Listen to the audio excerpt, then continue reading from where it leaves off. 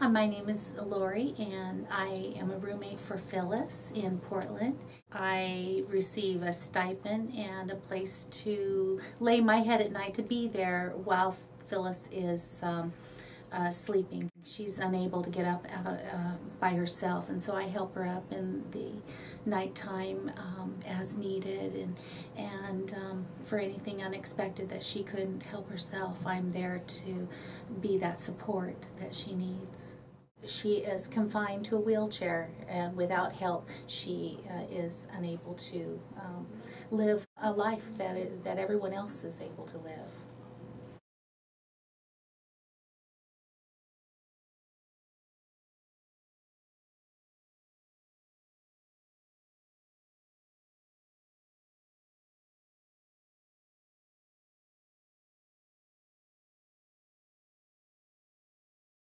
Then the 56 hours a week that I'm with Phyllis she wouldn't be able to afford the care that she needs.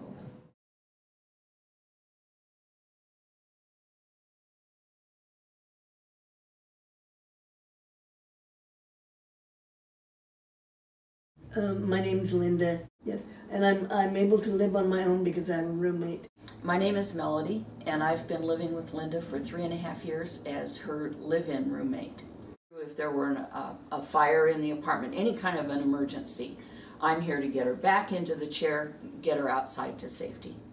Linda is very independent, but there are things that she physically is not capable of handling on her own, and that's where my position comes into play. If I weren't here, Linda wouldn't be able to be here. She can't be alone when she's in bed. She has no way to physically move herself. She would, in my opinion, she'd have to go back to a group home, which she lived in a group home years and years and years ago, and I think it would be a horrible mistake to start that over again. It's a step back into the dark ages. Mm-hmm. That's right. It is.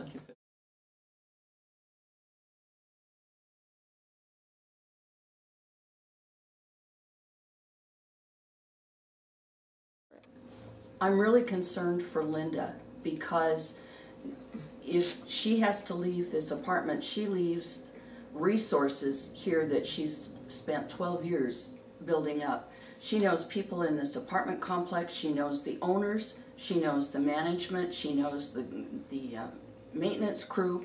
She has friends in the neighborhood. There's a fellow around the corner who does a lot of gardening, and she always goes and sees him, and he gives her roses out of his garden. She's able to go down the street to the little local pizzeria. She knows all the people down there. They watch for her. The other sad thing is very personal to me. I've been here for 3.5 years. I'm now on Social Security. If I lose this job, there are very few other positions because of some health issues that I have that I'd be able to get. And I'm not sure what I would do. Without the position here, I can't afford to go into another apartment. I don't make enough on Social Security to afford my own place. So that gets pretty real and personal for me. What time do you leave in the morning? I don't know, early. Early, like right when you wake up? I just stay out for 5 hours. For 5 hours you stay out? Yeah. And you go visit coffee shops and people in your community that you know? Yes. In the neighborhood? Yes, uh-huh. And so it seems like it's important that you have a roommate so that you can continue living here. Yes. And keep your friendships with the people in coffee shops and around town. Yes.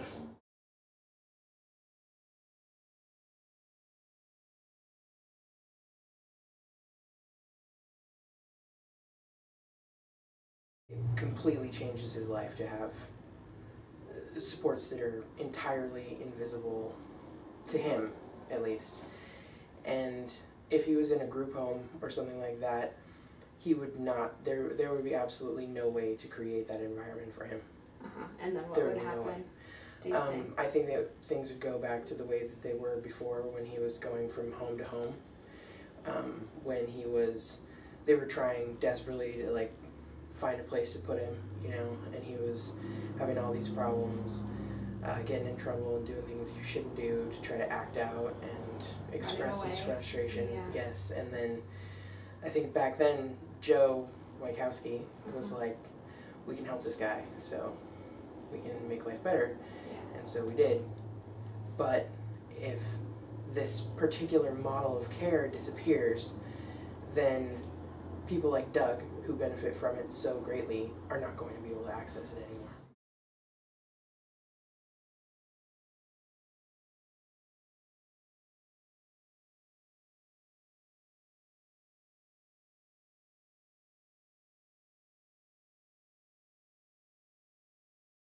If we had to cut the support of the 25 people just with our agency, and then we weren't able to support them, the likely event is that even if they, like Tony owns his own home, he would, I'm sure the state would have to take that to pay for the cost to put him in a group home environment. And then, you know, you lose all the things here that have sentimental value. There's a severe emotional impact on a loss of friends, the loss of things, the loss of independence. I mean, just being able to choose your own television program or your own meal and when to eat. And then there's also the ripple effect of I could theoretically lose my job, not just the roommate, and then also swing or weekend positions would lose their job and have to go find something else, and that impacts their families. So, I mean, I'm a single dad. I mean, what's going to happen to my little girl if, you know, I have to move because somebody puts a well-meaning bill in place but has this unintended consequence, and you're just going to have like little miniature quakes just all over the state. And we're talking just, you know, if we have at least 3 people per person, you know, that's 75 people, and the 25, and that's 100 people just from our agency. I can't imagine how many other people would be impacted by that with other agencies.